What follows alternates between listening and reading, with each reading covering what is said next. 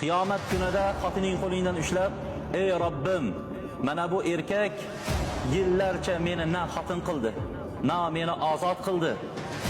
Baxtli bo'lishimga yo'l qo'ymadi.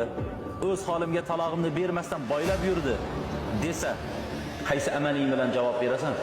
Qaysi amaling bilan Allohning oldida javob berasan?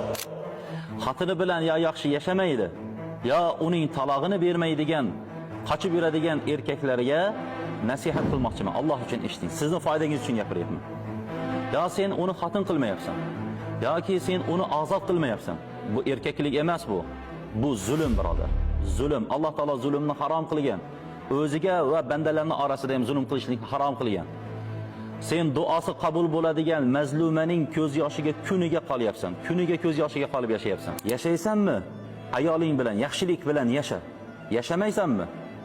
Unda u bilan yaxshilik bilan ajrash.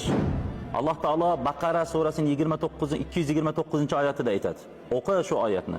Qara, Qur'onda Alloh taolo aytadi: "At-talaqu marratan fa imsakum bi ma'rufin aw tasrihun bi ihsan."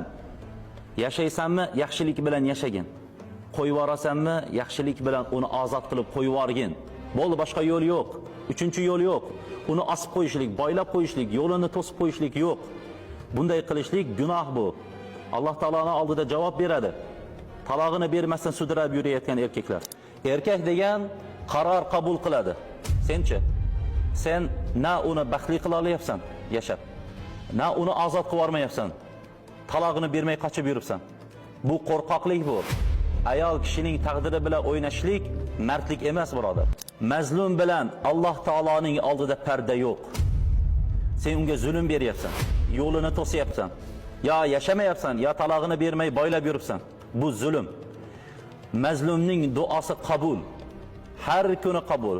Ko'zidan to'kilayotgan yosh bu duo bo'lib ko'tarilyapti. Shuni yaxshilab eslagin. Yashasang yaxshi yasha yoki yaxshilik bilan qo'yib yuborgin.